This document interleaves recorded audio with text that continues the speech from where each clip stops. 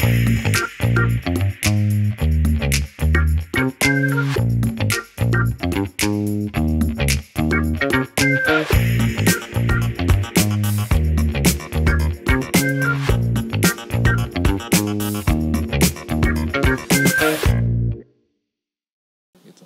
satu hari kita makan di Surabaya. Di depan ada ayam goreng tetot. Tahu ya, kan ilmu komunikasi kita nggak boleh ngomong merek. Kecuali di endorse baru boleh bilang ayam pemuda. Jadi sampai gue paksa makan. 5 kali kunyah udah nyangkut. Karena bertahun-tahun nggak makan gorengan. Iya. Iya. Saking sehatnya. Iya. Gua nggak pernah jamah gorengan. Udah kebiasaan di rumah. Paling mentok-mentoknya cuma dioseng-oseng aja. Ya pakai minyak juga, cuma dioseng-oseng ya.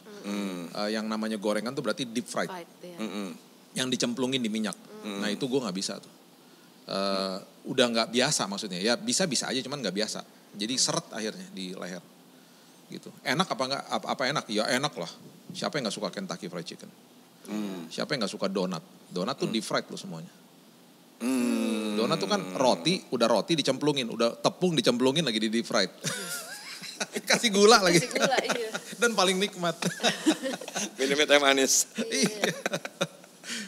Tapi hati-hati lah sama gitu-gituan. Maksudnya sekali-sekali oke lah. Gak bisa lah tiap hari kayak begitu, gak bisa. Sekarang body fat lu berapa? Sekarang gua udah ke 12. Setelah gue sakit, gue sempet sampai 20. Karena gue makan terus kan. Dan pemulihan. Sekarang terakhir dicek 12. Udah turun lagi ke 12. Gitu. Dan gue udah balik lagi seperti dulu. Bulking? Gue dulu sebelum sakit gue 73. Sekarang gue 81 beratnya. Waktu sakit 60 ya. Berarti otot semua ya? Otot semua, iya. Karena body fatnya 12. Iya. Kayak Yesus. Waktu ditombak dari lambungnya air dan darah, bukan lemak. Ya tapi gym sama lah, dia juga begitu kan. Gym udah kayak playground kita lah. Ya, stress relief kalau gue sih ya hiburan. Hiburan iya. Maksudnya stress release. Iya. Gitu. Banyak orang kan jadi momok ya, jadi sesuatu yang beban gitu. Kalau gue enggak. Gue nyari justru. Gue nyari. Iya. Bagi gue tuh prosesnya menyenangkan banget tuh. Ya setiap orang beda-beda ya. Iya. Apalagi kalau gymnya sepi nggak ada orang, wah makin seneng gue. Jadi kadang-kadang kalau kita pelayanan di keluar kota dianggap quote and quote request, padahal cuma nanya hotelnya ada gymnya nggak? Iya. Nggak, maksudnya kalau ada gymnya apa bawa sarung tangan gitu kan? Tapi gue sekarang udah nggak gitu, karena gini, di semua kota kabupaten, gue pernah ke kota apa ya, misalnya Lumajang, Belora, Rembang, Pekalongan, Purbalingga, kota-kota kabupaten lah ya. Itu semua udah ada gymnya pasti. Jadi kalau misalnya hotel yang nggak ada gymnya, Mojokerto gue juga pernah. Jelas Mojokerto. Itu pasti ada gymnya, tinggal di Google aja. Kita Google lihat, udah jalan sendiri aja ke sana. Beres. Bahkan ada dekat hotel kan, kota kabupaten kecil-kecil kan. Nih cuma jarak misalnya 1 kilo, gue jalan aja ke sana. Sekalian lari gitu. Itu udah jadi kebutuhan tuh. Jadi biasanya gini, kalau diundang biasanya kan pasti kan kita diajak makan lah ya biasanya. Nggak apa-apa makan, tapi jangan lama-lama. Abis itu gue mau nge-gym aja gitu. Mau ngopi-ngopi abis ini, nggak usah, gue nge-gym aja. Healing bagi gue. Iya. Bener. Refreshing. Iya kan? Iya. Tuh guys. Tapi kita belum pernah kesampean nge-gym bareng nih. Iya belum pernah ya. Jauh gak sih? Jauh ya, bener jauh. Rumahnya. Terus Bill, lu kan konten kreator. Ya dari 2020 setiap pagi bini gue selalu terima chat WA. Iya. Gimana cari bahannya, inspirasinya? Iya, gue itu sesuatu yang agak-agak apa ya, berat sih sebenarnya. Jadi diawali dengan gara-gara gue habis negor gereja. Jadi gue di khotbah, terus gue bilang gini, Bapak Ibu kalau bangun pagi jangan buka-buka HP dong. Baca renungan harian, baca Alkitab, gue gitu-gitu. Karena memang gue lakukan itu dalam hidup gue. Terus tiba-tiba malamnya, jam 11 malam tuh gue ingat banget lagi ngambil air, mau masuk ke kamar. Udah gelap di luar. Tiba-tiba ada suara gini, Bill, mulai besok kamu tulis renungan harian. Terus gue bilang gini sama suaranya itu. Tulis renungan harian? Sampai gue taruh tuh gelasnya. Iya. Terus gimana caranya? Terus Roh Kudus bilang gini, kan itu suara saya, firman saya, isi hati saya. Terus gue bilang gini, ya tapi kan gue yang nulis. Ya gak apa-apa tinggal tulis aja. Terus gue ngomong lagi, kan gak audible suaranya. Kalau lu ngedikte audible, gue tinggal tulis kan gampang. Gue kan harus perenungan. Terus dia bilang, enggak tulis, udah. Gak mau tahu, tulis lah gitu. Gue masuk kamar, Gaby masih bangun tuh.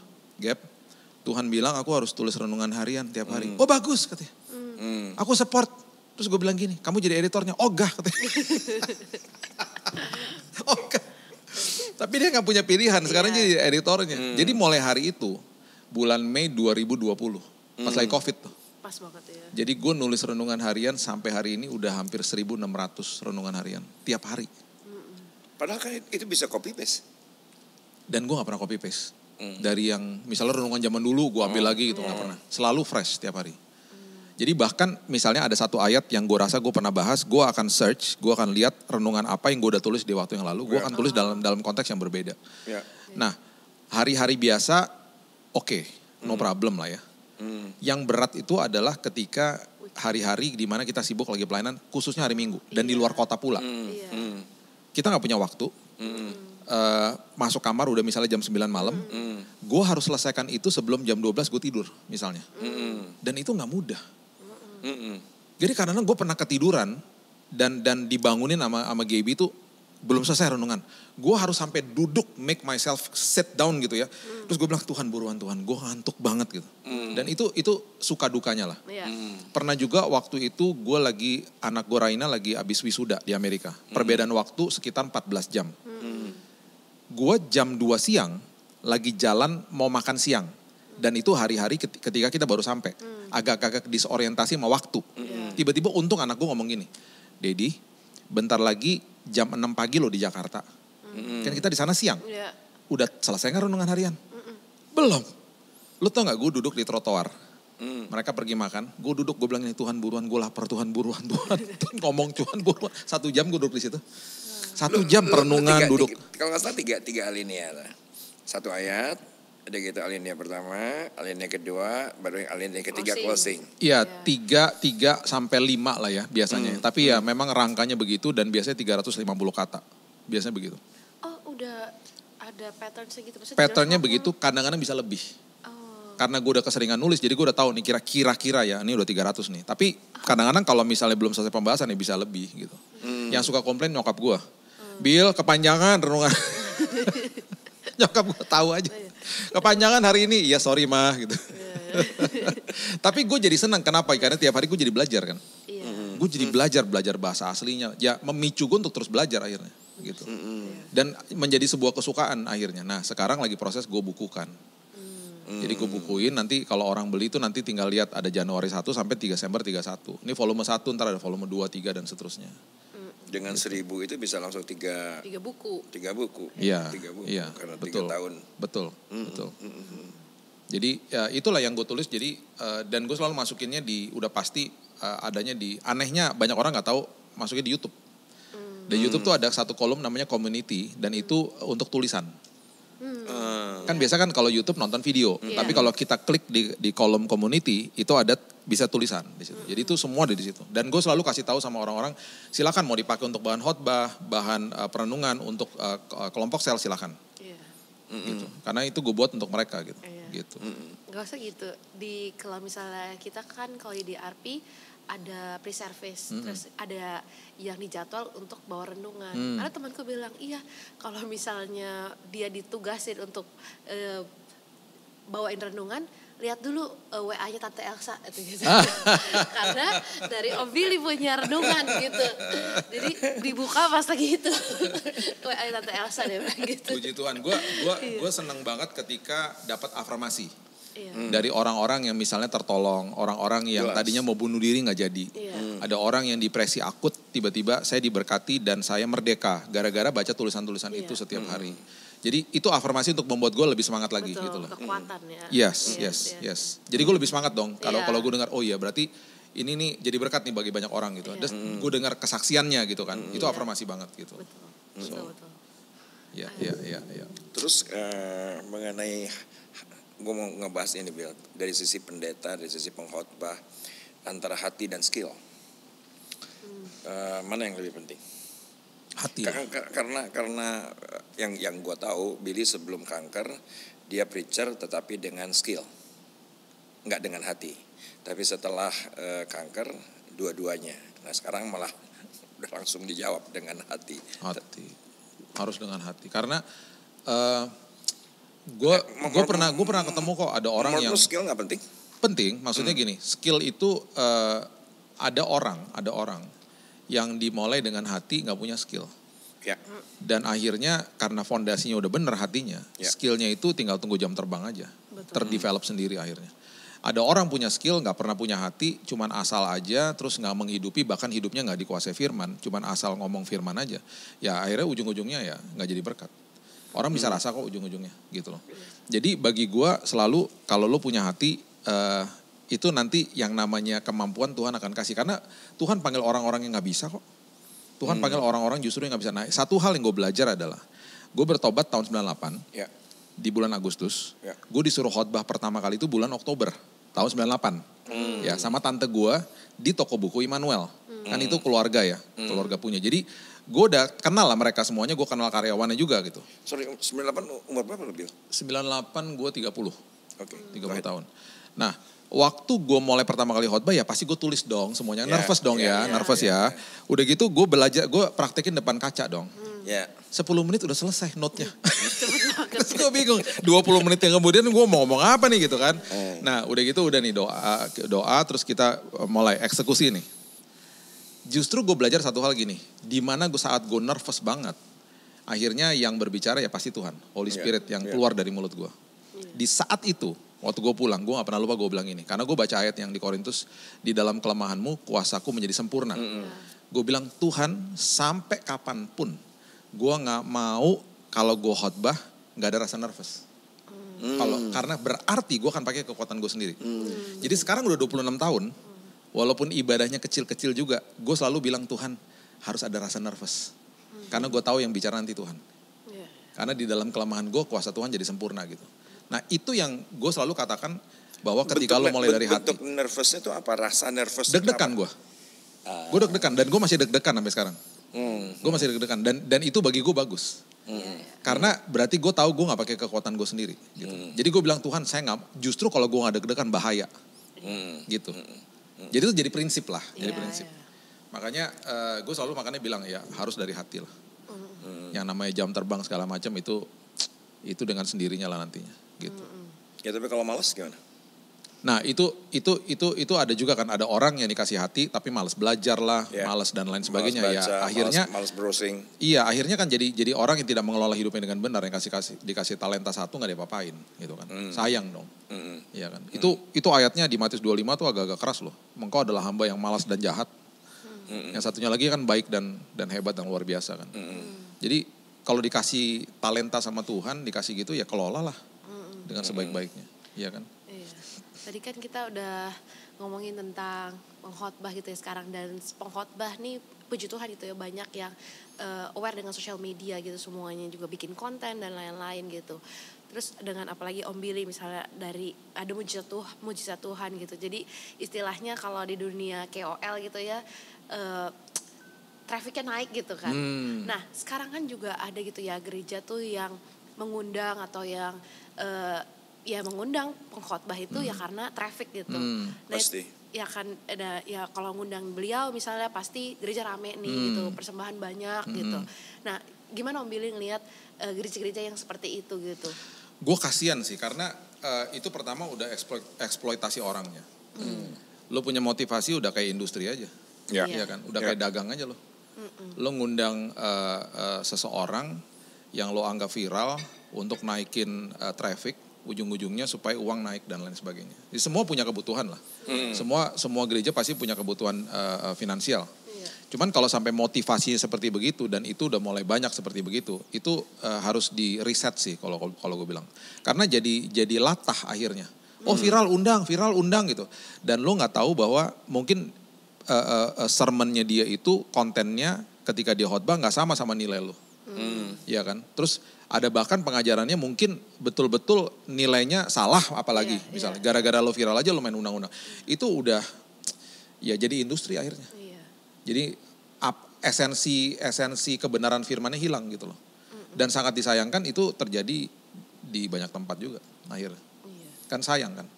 Jadi harus hati-hati lah. Itu kalau kayak gitu-gitu harus di riset. Karena gue lebih salut sama orang-orang yang justru ngundang orang-orang yang gak begitu viral. Tapi pelajarannya dalam dan luar biasa dan membuat jemaatnya bertumbuh, itu aja kan. Jadi ya gitulah, banyak latah. Bahkan misalnya tiba-tiba nih ya, yang gue dapetin di lapangan ya, cialah di lapangan. misalnya nih orang baru bertobat lah. Ya, terus dia tenar lah misalnya gitu ya. Ayo kasih kesaksian. Padahal tuh orang belum di mentor, belum bertumbuh gitu ya, baru juga gitu. Cuman gara-gara supaya naikin traffic aja gitu. Supaya wah dia udah kesaksian di tempat ini dan lain sebagainya gitu. Hati-hatilah dalam hal kayak gitu. Karena lo eksploitasi tuh orang juga. Lo gak peduli abis itu dia mau jatuh, mau segala macam gara-gara gak di mentor, lo mana peduli. Yang penting dia udah bawa traffic ke gereja gue misalnya gitu. Kan gak bener juga gitu. Kita responsible lah. Jadilah seperti ini, belajar nih sama dia nih. Ya kan? Gak latahan gitu loh maksudnya. Ya karena lo aja 1,5 jam kesini, banyak yang nggak mau kesini soalnya. Sekarang berapa kali ibadah di sini? 5 kali. Dari jam berapa aja? 7, 10, 10, setengah 10, 12, 232, jam 5. 232 tuh yang youth ya? 232 terus jam 5. Oke. Gue ada jadwal kok sini. Iya. Bulan depan ya? Iya. Oke. Asik. Terus jadi lu lihat ya apa gereja bergeser ke IO. Iya, jadi penyelenggara aja udah, penyelenggara ibadah. Iya, jadi kayak begitu. Esensinya udah nggak ada. Bahkan sangat disayangkan mereka nggak jaga nilainya kan. Jadi main sembarangan aja undang orang. Gitu. Padahal ironisnya adalah lu ngundang orang sekarang lu udah bisa lihat pelajaran dia seperti apa. Kan udah ada semuanya di sosial media. Nggak seperti dulu kan. Dulu kan kita kayak main Russian roulette aja gitu. Kita nggak tahu nih, wah ntar dapat apa nih ntar. Kan nggak ngerti. Sekarang udah tahu lah. Gitu. Jadi kan harusnya bisa belajar dari situ lah. Jangan latahan lah. Gitu. Ya. Dan apa tuh, tapi kan kecenderungan dunia sampai pada ujungnya itu kepada bilangan. Yes. Ya kan? Ya. 6. Nah sekarang kan tanpa disadari kehidupan orang percaya itu keberhargaannya, penerimaannya, diberkatinya ya ukurannya angka. Viewers angka, likes angka, subscribers angka. Khotbah di mana? Ujungnya angka. Pelayanan di mana? Ujungnya angka. Sukses angka. Semua serba angka. Penyakit pun dikasih angka. Kan gak apa-apa penyakitnya namanya COVID. Pakai 19 lagi. Iya. Ya, ada stadium-stadiumnya lagi ya. Ada stadium-stadiumnya. Semua sekarang serba angka. Lu ngeliatnya gimana dari sisi kerohanian, dari sisi gereja. Yang tadi traffic kan angka.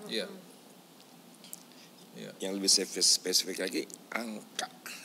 Jadi angka tuh jadi ya diberkati ukurannya angka. Diurapi bahkan ukurannya angka. Kalau ditanya jemaatnya berapa gitu ya. Iya, itu udah paling dari dulu ya. Udah pertanyaan yang klise itu dari dulu. Berapa jemaatnya kan gitu. Jadi ya ironis sih, maksudnya sampai ada gereja ketika ngundang bilang ini, Pak, kita cuman hanya sekian loh Pak. Bapak mau di sini gitu. Jadi itu yang menjadi kesedihan sendiri gitu.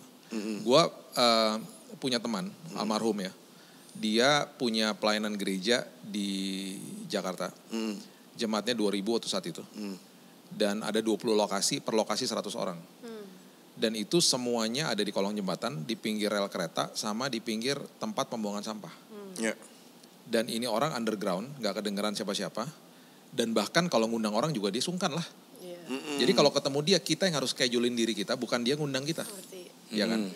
Waktu gue bawa teman-teman ke sana untuk mulai punya hati beban untuk melayani dia gitu, nggak ada yang mau balik lah.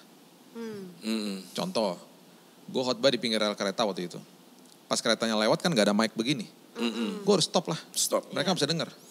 Terus gitar senarnya cuma 3, yang main sampai berdarah tangannya. Kan pedes tuh ya, senar cuma 3. Terus satu hari di Jakarta Utara dekat laut, tiba-tiba lagi khotbah, kenapa kaki gue dingin? Air pasang dong. Air pasangnya nyodok got, air gotnya naik ke rumah. Mereka diam aja, nggak ada yang ngeliat ke bawah, ngeliatin gue terus.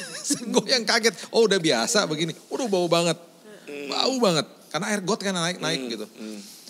Ya kayak gitu-gitu kejadiannya, di pinggir tempat pembuangan sampah, baunya luar biasa, mereka udah nggak cium, karena udah kebiasaan. Dan itu menjadi sesuatu yang bagi gue sangat luar biasa berharganya, karena yang dikejar sama mereka tuh adalah kualitas. Mereka juga ngambilin jemaat orang lain, diinjilin satu-satu sama mereka. Betul-betul bukan jemaat recycle, jemaat yang mereka injilin underground, anak jalanan, pengemis, tukang pemulung dan lain sebagainya. Dan itu keren sih, merinding gue ngeliatin itu. Dan kayak gitu-gitu tuh, esensi kayak begitu yang seringkali nggak dibahas dan maksudnya orang nggak go back to that value gitu loh. Orang itu nggak punya sosial media, nggak ada ketenaran, nggak ada apa-apa. Yang bawa jumlah jemaatnya juga Tuhan sendiri. Bahkan dia nggak bisa tampung setelah lebih dari 2.000. Dia harus kasih ke gereja lokal. Kayak gitu-gitu nggak? Itu bagi gue pahlawan iman yang nggak kedengeran kan namanya. Dan banyak orang mau jadi pahlawan iman dengan yang tadi Eca bilang, angka gitu kan. Itu mengerikan sih. Kan kalau tadi kan ukuran dunia itu ya yang gak harusnya dunia sih ya, yang rohani pun angka gitu. Dan kalau Om sendiri sebagai pengkhotbah gitu ya,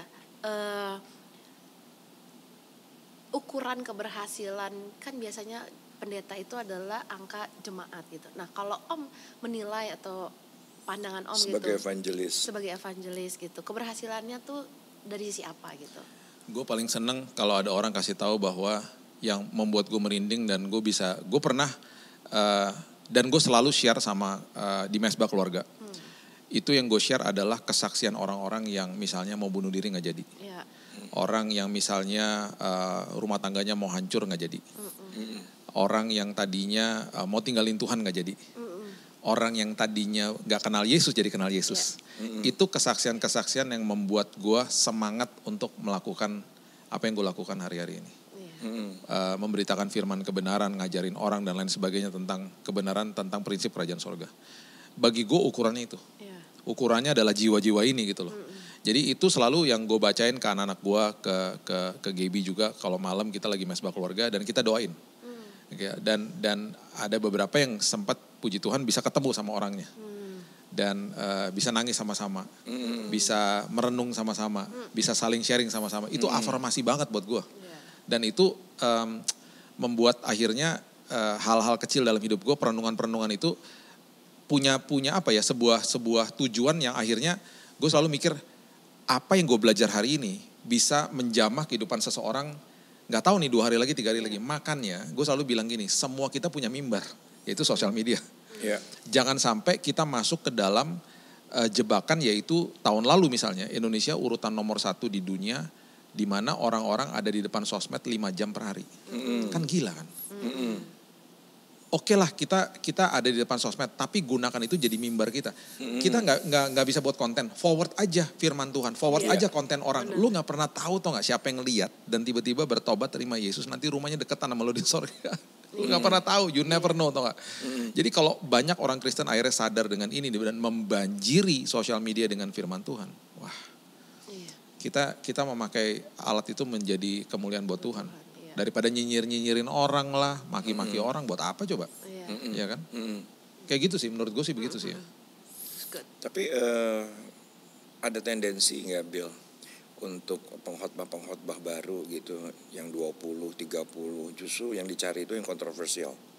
Yang menjadi konten tuh kontroversial. Kalau orang kuning dia hijau, orang ke utara dia ke barat supaya beda aja gitu. Iya. Lihat nggak fenomena itu? Iya, karena aku sendiri yang 40 ke bawah tuh nggak banyak gitu. Iya. Kalau dia anti mainstream tapi dia masih di dalam kebenaran, dia membuat sesuatu gebrakan baru atau breakthrough ya, it's okay. No problem. Tapi kalau udah kontroversial dan itu betul-betul nilainya tidak sesuai sama kebenaran firman, itu bahaya banget. Dan masalahnya adalah ketika viewernya banyak dan orang mengiyakan apa yang dia lakukan, timbullah gerakan yang kita kenal dengan relativisme. Semua orang lakukan dianggap benar, udah kan bahaya. Apalagi di zaman anak muda sekarang, dia juga begitu, dia juga begitu, itu yang bahaya gitu loh. Jadi ya ini menjadi tugas kita, jadi PR-nya kita lagi kan berarti kan, untuk ngajarin mereka lagi gitu loh. Dan kebanyakan orang-orang yang gampang keseret adalah orang-orang yang tidak bertumbuh. Kan firman Tuhan bilang dengan jelas kok, supaya kita tidak tersesat dan kehilangan pegangan, bertumbuhlah di dalam kasih karunia. Udah jelas kok. Orang yang gak bertumbuh tersesat pasti gitu. Jadi ya jadi PR lagi kan buat kita nanti untuk ngasih tahu sama jemaat, ini salah ya, ini jangan didengerin ya dan lain sebagainya. Tetapi ya gerakan itu gak bisa dibendung memang. Contohnya ya, anak gue nih ngalamin nih misalnya gini, kamu kok gak tinggal bareng aja sama cowok gitu misalnya. Kan kalau kamu tinggal bareng sama cowok, kamu bisa split the rent.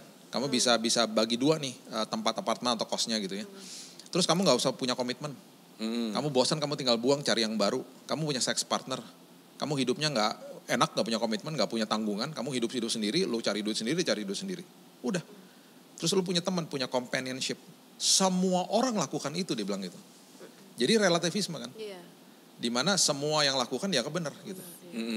Nah, ketika itu akhirnya kebenaran tidak tertanam dalam hidup pribadi yang lagi dikasih tahu itu, ngikut lah pasti. Gampang banget gitu.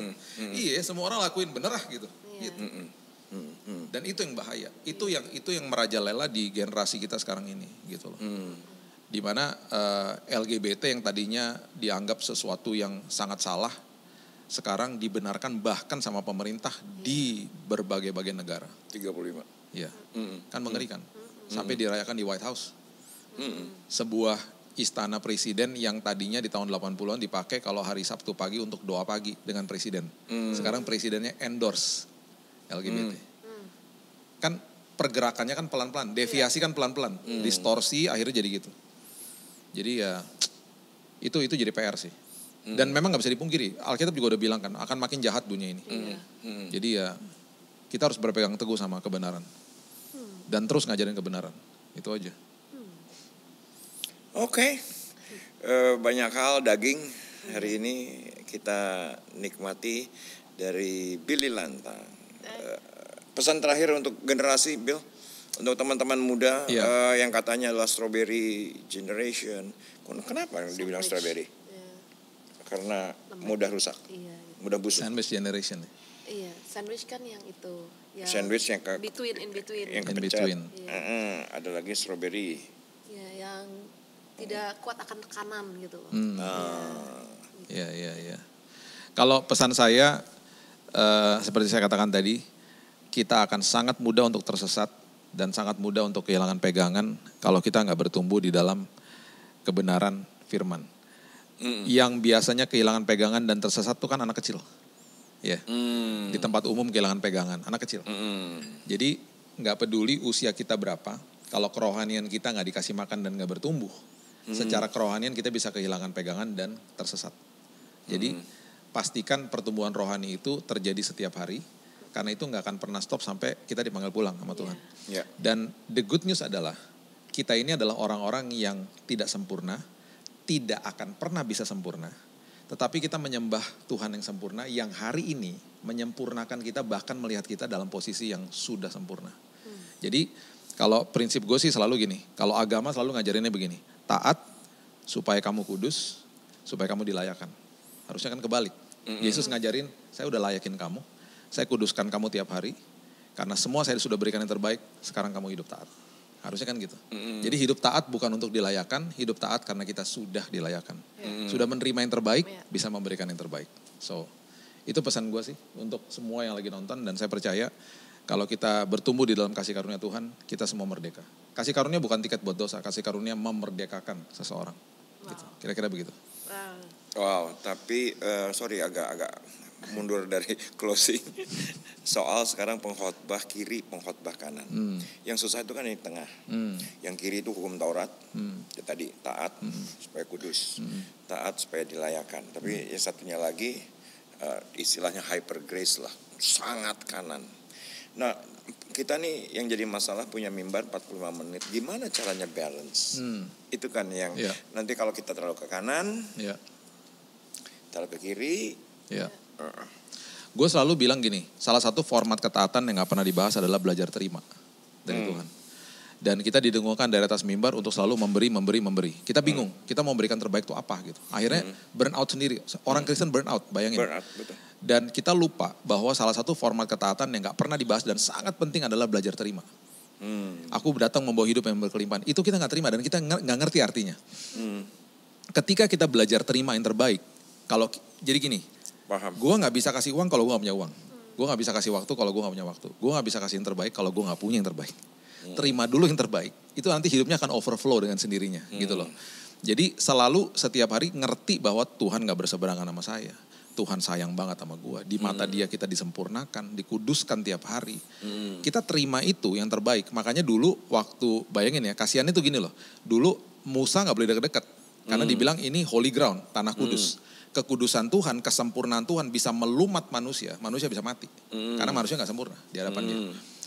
Di perjanjian baru, yang tadinya dibilang Musa jangan mendekat, di perjanjian baru, Marta, lo kok jauh-jauh amat sih gitu loh. Sini dong duduk seperti Maria, suruh dekat sama dia. Menerima karena yang kita terbaik. yang tidak sempurna disempurnakan sama dia, sehingga dikatakan sama Alkitab dengan keberanian menghampiri tahta kasih karunia.